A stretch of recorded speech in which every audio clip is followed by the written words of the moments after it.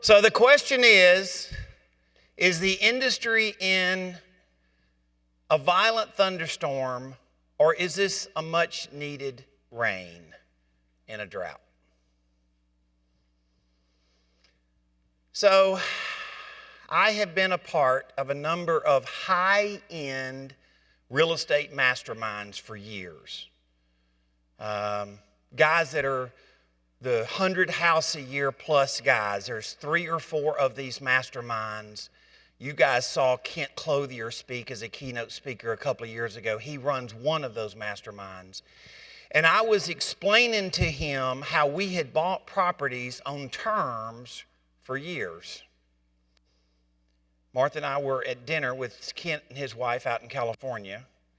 And he called me a couple of days later and he says, "You realize that every real estate investor in the business needs to know how to do this?" And I said, "Of course I do."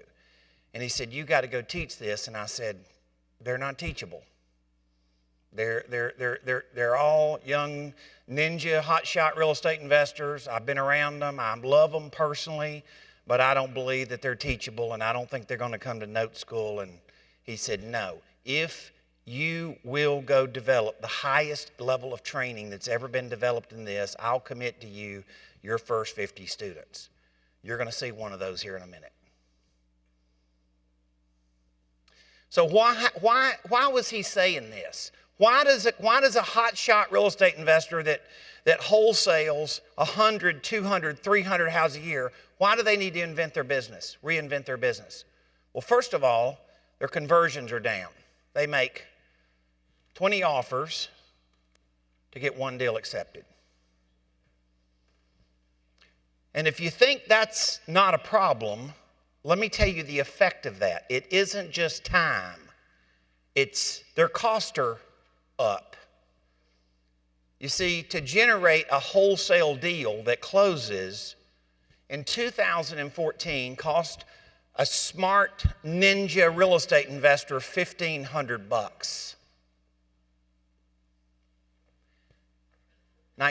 2019, that cost averages $6,500. And by the way, just so you know, I'm not making up numbers. Somebody that is involved with us in our training program, but also runs marketing for 50 of the top 150 people in the business, is a lady named Christina Kraus.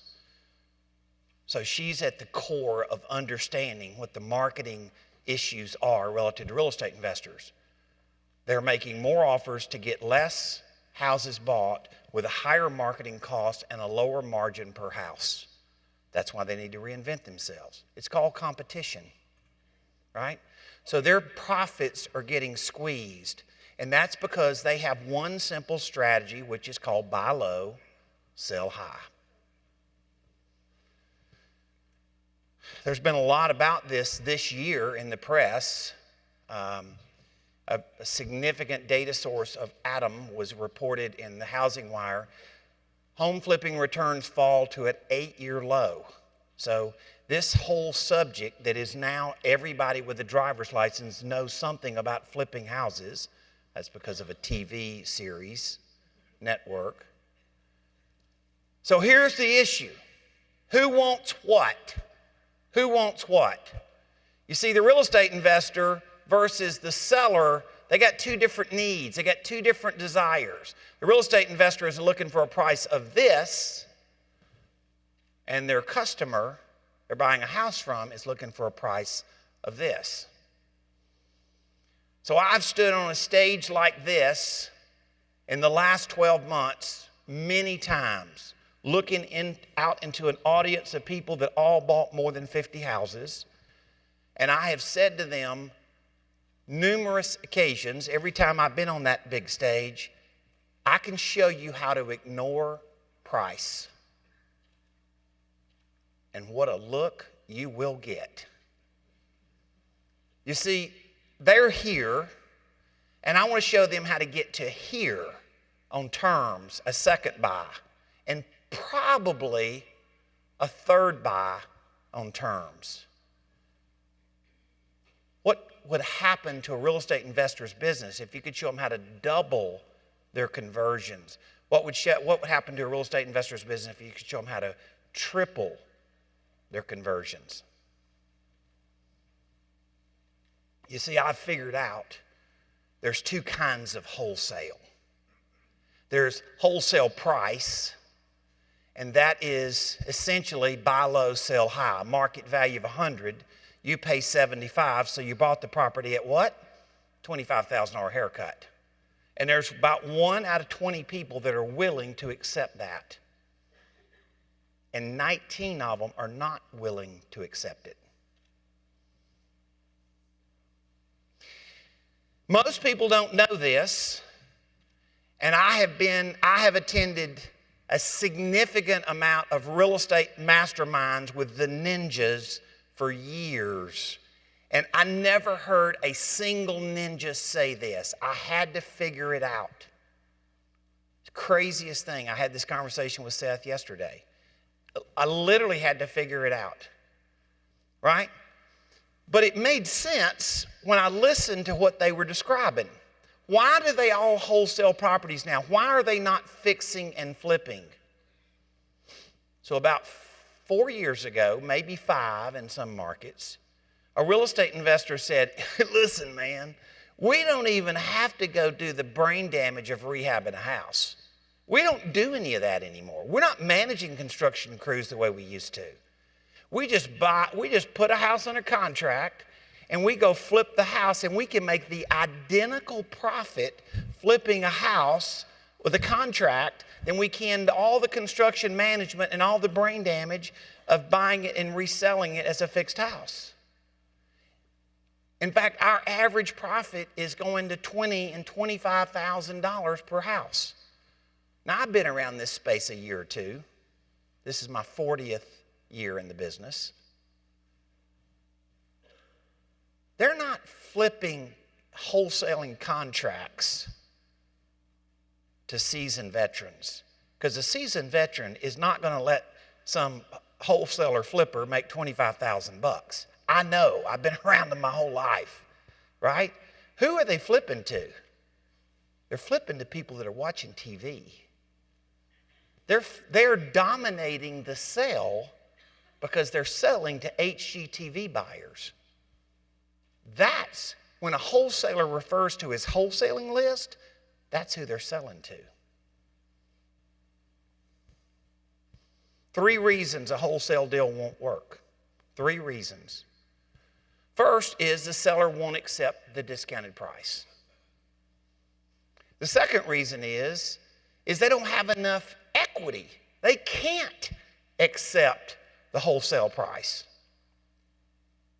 And the third reason is, well, the property's got a little weird factor to it, right? It doesn't mean that it's bad. It doesn't mean that it's blighted. It doesn't mean that it's unfixable. It doesn't mean it's in a terrible neighborhood. But it's got a little bit of a weird factor to it, and it doesn't fit the rookie investor that loves HGTV. Now, I'm not criticizing HGTV, or I'm not criticizing the people that do it. I'm just telling you a market condition, right? So then enter the second half of wholesaling. And this is what I call wholesale terms. So wholesale terms are essentially paying for their equity over time in future installments. You know, you can pay any price for a piece of property if you're just going to pay way out in the future.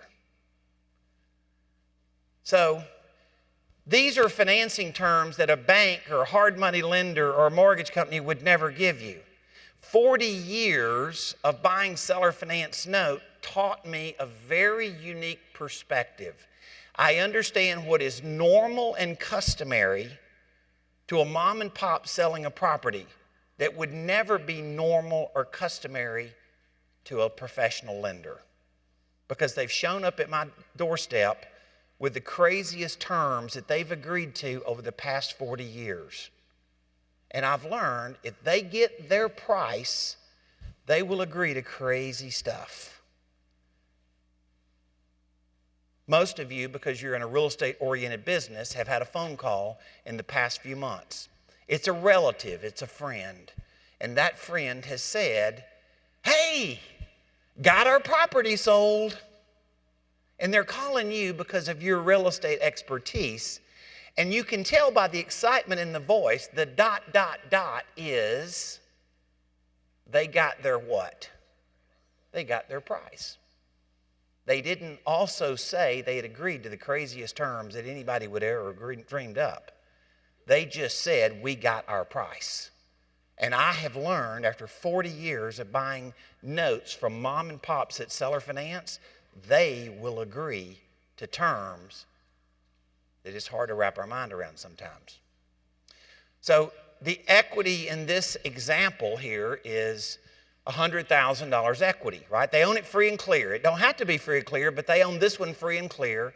And so now we're just going to get them to take their payments over time.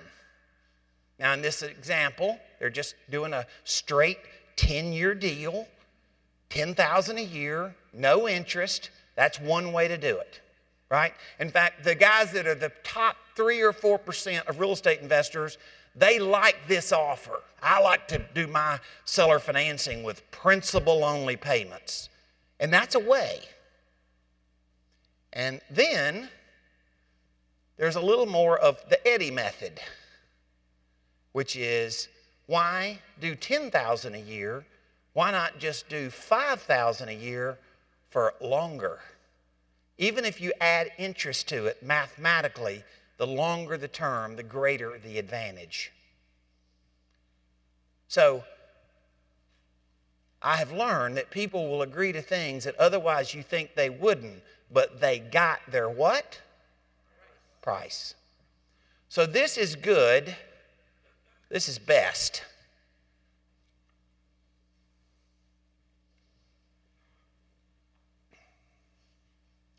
So what equity amount works out to make this work? So basically, you can do a free and clear house, the example I just showed you. You can do something where it's partly leveraged, or you can do something that's highly leveraged and no realtor can sell it and no real estate wholesaler can buy it.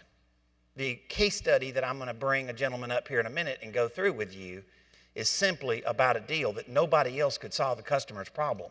The customer's stuck, and you can solve a problem. There's really 3 ways to buy this deal.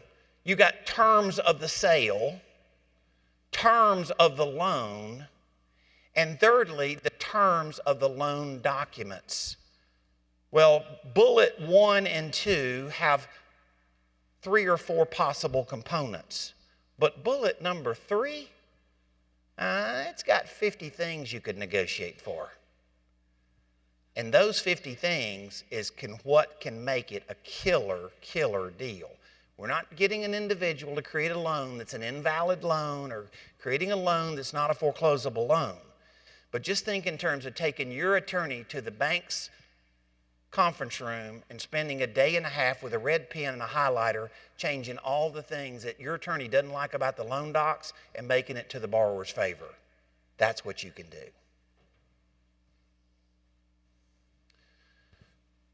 So I got a little relationship with this well-known lawyer, right? And lately he put a post in Facebook and did a Facebook Live on this. And if he says, you don't change your business, you're going out of business. The best thing people can do is add buying on terms to their business. Jeff Watson. So where will this work? Well, I've got people that do it in Seattle. I got people that do it in California. I got people that do it in Phoenix, hottest real estate market in the country. Marketing cost in Phoenix is about $9,000 per closed transaction. Hello. I've got people that do it in Indiana. I got people that do it in Florida. I got people that do it in the New York area. And I got people that do it in Texas and everywhere in between. This is more likely to allow you to close a better grade of property than the typical buy low, sell high business lets you do. This lets you deal in the medium price house or even better than a medium price house and not just deal with lower price band properties. So this is an excellent strategy that lets you deal in a better grade of asset. All right, so let's look at some seller financing 4.0, okay? So I want you guys to help me welcome to stage A young ninja. He bought 180 houses last year. You guys welcome Mr. Seth Choate.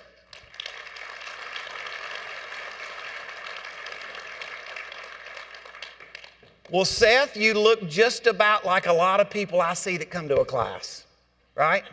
I've had about 75 of you guys come to a class in the last few months. Right? Yep. You came. Yep. So tell them just a little bit of your story. What made you see this and why? I mean, you bought 180 houses last year. You're a stud, right? In that world, in California, that's a big deal. That's a lot of houses in that market. So the reason we started doing this is as we've increased our deal flow, we found it more and more difficult, and we've had to spend more and more money to find a deal. And we've had to go on more and more appointments, and the conversions have went down. We've got sellers raising their hands wanting to sell properties, but we can't put deals together with them because the numbers do not make sense. They may owe too much, they may want too much, some situation where they want to sell, but there's a barrier to entry, and we've had to walk away from it. So Seth's story is fairly typical. Seth came, he was recommended me within a mastermind circle, and guys said, hey, this guy Eddie Speed, this is his specialty, and he's a deal architect, and he's going to show you how to do these deals. And you showed up like a lot of other people, and then we progressed down the road. There's a number of case studies we could have done today. We chose one, and I want you to tell us a little bit about this gentleman that owned this house. So this property here is in Chowchilla, California, and this gentleman reached out to me, and he was frustrated. He had a bad run of luck. This poor guy, his wife passed away, his brother passed away. He got put in the hospitals for 6 months. He nearly passed away. Everything in his life had been turned upside down, but all he had left was this house, but not very much equity in it. The important thing to him was he wanted to get back to his family in Tennessee. He had his children back there, and he realized with everything that's happened, that's where he needed to go. The problem is he needed 15 grand. The guy owed on the property about 151,000, and he had several wholesalers come in and offer him lower than what he owed. I think the highest offer he had was 140,000 at the time. He had some realtors come into the property. He had a second bathroom that he had started to do but ran out of money and couldn't finish it. All of the realtors told him, hey, you got to finish this so we can put it on the market. It's going to take this amount of time. He didn't have that time. So he was stuck. We set an appointment, and even the morning of the appointment, he called me and thought we should cancel because he didn't think I could help him. I said, well, let's hang on. Let me come out, take a look at the property, sit down and talk with you, and see what we could do.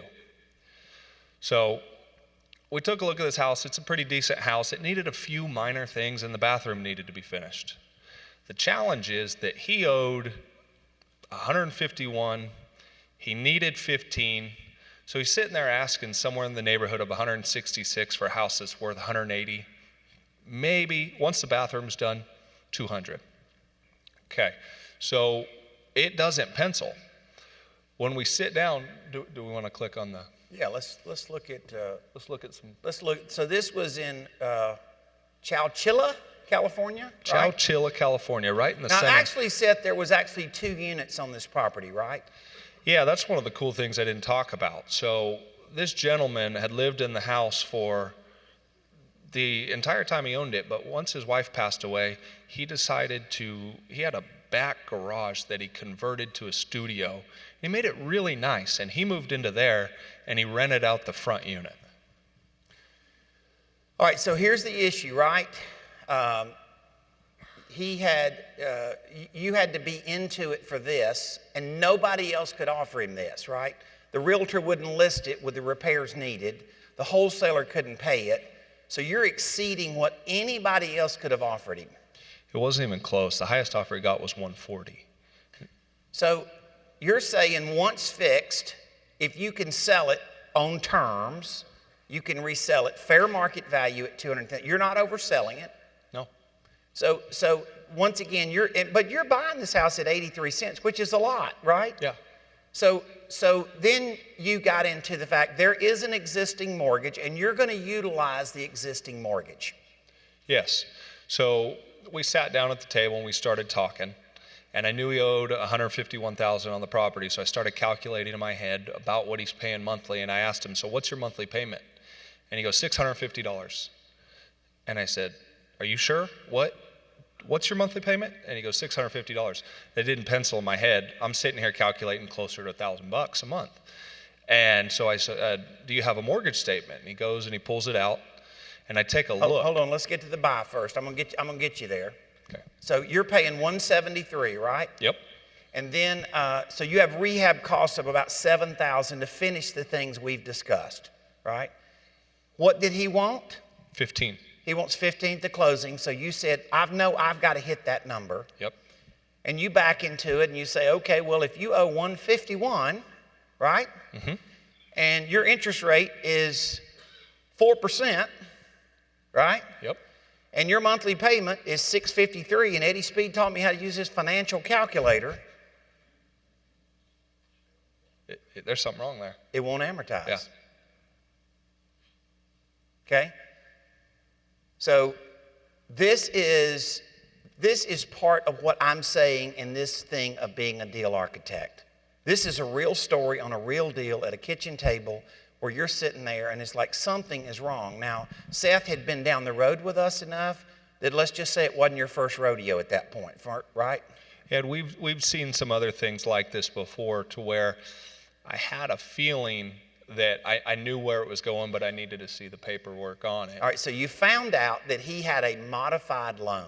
Yes. So you knew in the interview if he had a modified loan, that the odds are that some of that loan may have a weird amortization to it. That is correct. Because it was modified, okay?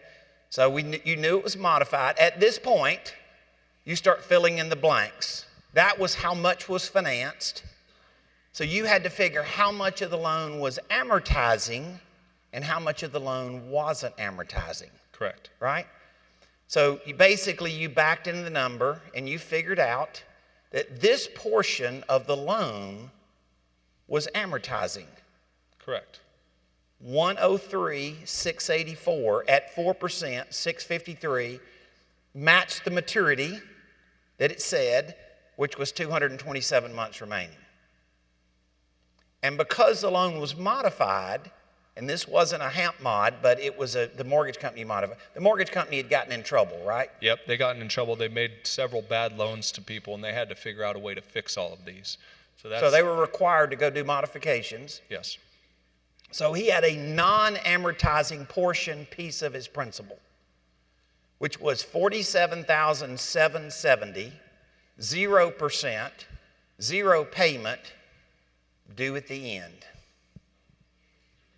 Right? What Seth found himself in a situation of is the guy owed $150,000, but his debt service was based on 4% of $100,000. Okay? Start smelling like a deal? Yeah. So you go in and figure out, with all that we've said, what your buy situation looks like, right? And basically, you have a debt service that you're going to take over of $653, and for 227 months, and a balloon at the end, right? No, that portion of the debt had no interest or no payment, and a balloon at the end of 47. Correct. Right? And somewhere in that process is how I sort of got involved. Yeah. So the trouble we were having is I knew there was gold here in the cash flow. And I was really excited about that. But the hang up on this is, okay, at the end of the deal, do I have to shell out another $47,000? And we're trying to wrap our head around how do we back into this so I don't have to, when the term ends, I'm not paying $47,000. And so we had to work up an amortization that was far out in the future. I think it was somewhere around 36 years. And we put our term at 227 months, and it ended up being quite a nice balloon. So then the resale. Yep. So let's talk about who is a buyer for this kind of house. So this is the perfect penalty box buyer type scenario. You've got people that are construction workers. They don't show a lot of income on their tax returns. The actual people for this is an I-10 buyer. They don't have a social security number. And they make great income, but they cannot get a loan. And there's people out there lending money. They want 30% down at a 10% interest rate, and it's a short-term deal. It's a terrible loan, but that's the only way they can get into properties. And these people they have a great job, great history, but it's very difficult to get financed. So we adopted this term. In fact, I got this term from a student, right, which I thought very well described it. And he used a hockey term, right? He called them a penalty box buyer. And I thought, well, that's a great way to say it, right? These people don't have bad credit. They have a job. They're stable. They are, in the mortgage industry, they're called just missed. They're not obviously missed. They're just missed.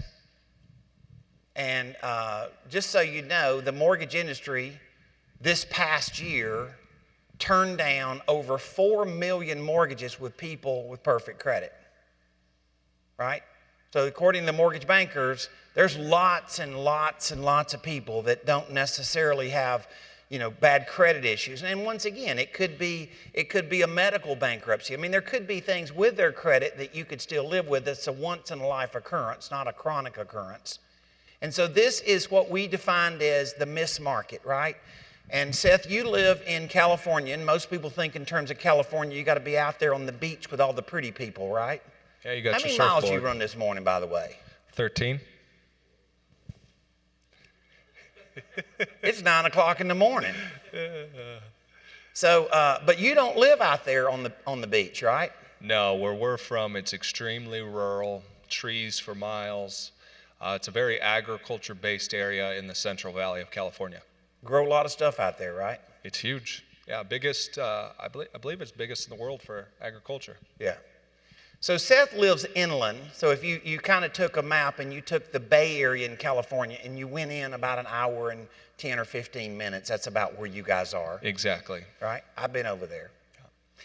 And so you have somebody that's this penalty box buyer, and you don't oversell it. This is one of the wonderful things is I'm not teaching you to oversell a property or oversell the interest.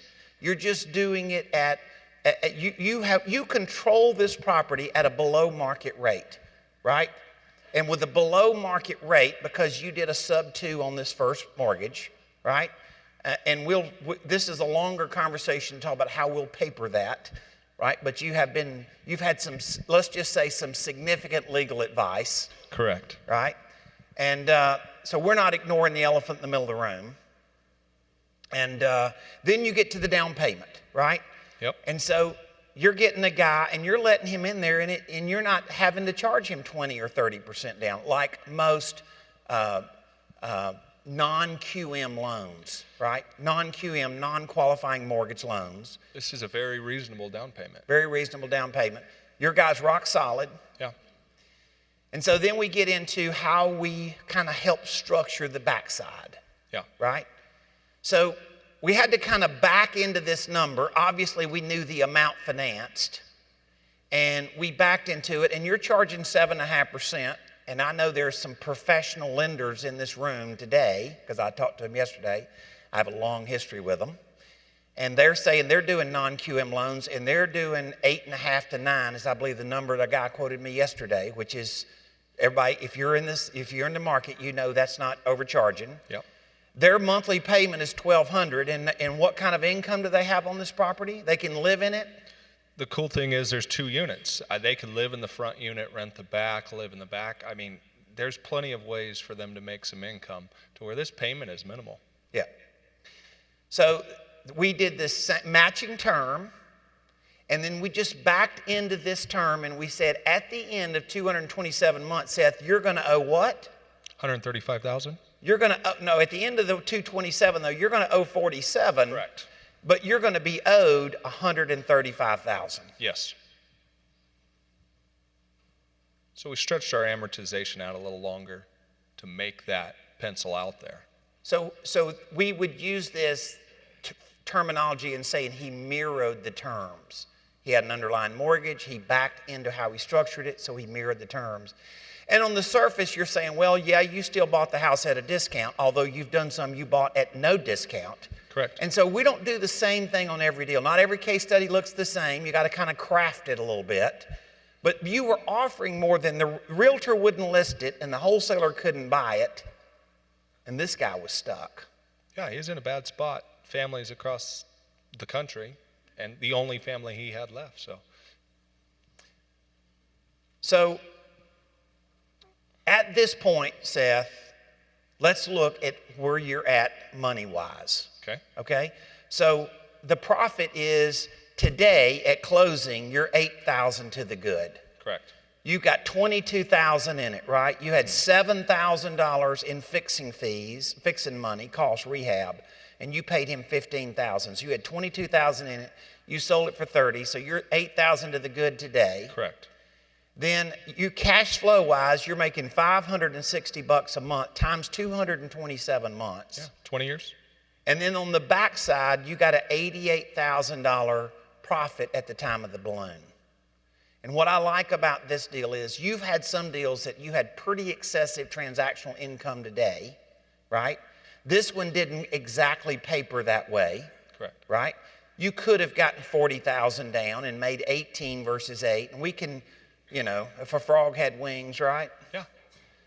But the truth of the matter is this deal and this thing, but the thing I like, because I've learned to teach guys like you in the business, is they need transactional money today, but we're adding to their business long-term cash flow and profit that they're not making. Because if you're wholesaling deals, you're one and done. And that is an industry epidemic. They're one and done. And they're in a market that is tighter than it was, and you're a young man, but you think like an old man. Because I've been around a lot of young guys that they're buying the next shiny object and stuff like that, and Seth is a long-term thinker. He's got a pretty wife and a little girl and another one on the way, and you're thinking about where you're going to be 15 years from now. Yeah, this is, there's going to be a day where things are turbulent, and these cash flow opportunities will keep things stable and keep us in the fight, and that's really what we're looking to do. And most average deals, the transactional income is higher than this, but yes. this is just a real deal.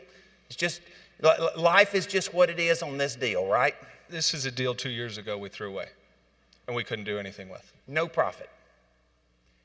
So at the balloon, he's to the good again. And like we said, there's money today and there's money tomorrow. And how many coins are in which bucket balances out over time. Yes, it does. But you're going to be able to make fairly close to the same transactional income you do wholesaling, plus you're going to be able to latch on the long-term income in most of these deals. Yes. All right, so let's add up some money. So if we did a timeline with the money, your $8,000 profit at the closing. Yep. And then you've got a cash flow for the first year, which the first year you're at about 15 grand. So that's not far from a wholesale deal that would normally be. Pretty good. Okay? And then we just keep doing that, right? Every year for a long time, we keep getting a check, and it's $6,700 a year. Yep. So it's not one deal that builds wealth. It's that 20th deal that really starts building wealth. It's that whatever, right? It's that number where you wake up at the end of a couple of years and your entire real estate business overhead is covered in cash flow you've already made on January 1. Yeah. My father-in-law that taught me this business says when you get to where your overhead's paid on income already coming in, you can really go make a lot of money. So at the end of that, then on the 18th year, you still get cash flow for the whole year. Yep. And you get an $88,000 balloon. And Seth, you are looking at a deal that you wouldn't have done 2 years ago. And your competition didn't do today. And the realtor didn't take the listing, and you're tallying up your money over time, not all today, but you're tallying up your money, and you're saying, I made $224,000 on a deal that my competition didn't know how to close. Not a bad day. What do y'all think?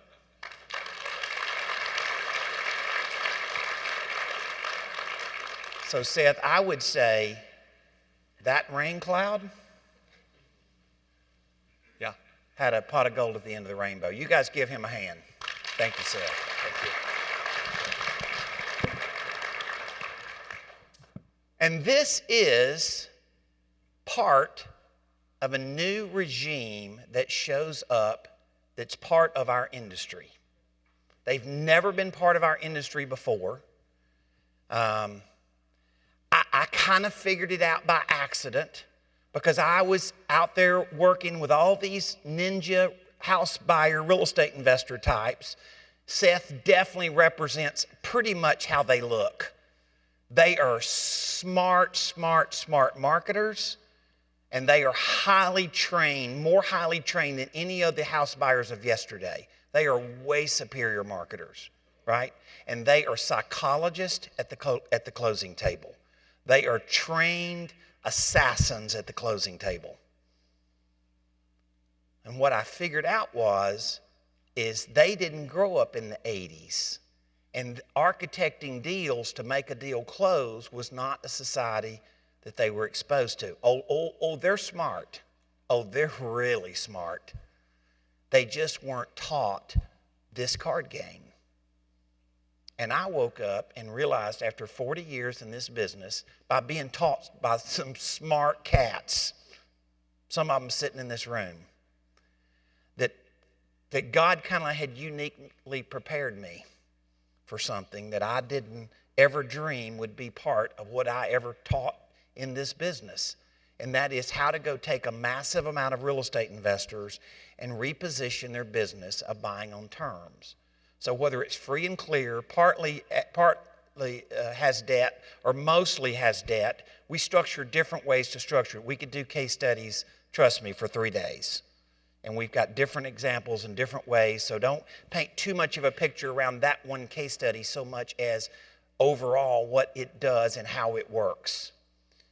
But the idea is that you can then take somebody like Seth and show him how to keep closing deals that a year or 2 years ago he was totally passing. And all of a sudden what you did for him is the greatest favor in the business. Now let me just tell you something. He took action, right? He was a real estate investor that saw this and took action on it. A guy that sees the opportunity and doesn't take action, well, he's not going to benefit. But what Seth did is says, I can change my business and add it like this. And you wake up and it isn't one deal that's wealth, but many deals produce significant wealth over time. And that's exactly where I saw the business. And so in the last few months, I've had about 75 people like Seth that have shown up to come learn about this process. It's never really ever happened to us before. I'd been kind of preparing. I've been actually working on this for about 2 years. And I found that what I thought I knew about the business a year and a half ago, and what I thought was the most creative ideas I had a year and a half ago, I kind of laugh at now, Richard. Because I've been cutting up these deals for guys like Seth, me and my team, on a weekly basis, and we have risen the idea. And I just showed you an example of something that 6 months ago I had no idea how to fix it. We had a student show up with a loan with a 35-year balloon, and it wouldn't amortize, and we couldn't figure out how to do it, and we backed into the possibility of being able to do it and structure it. And so we started realizing a HAMP mod, a modified loan, the odds are pretty high.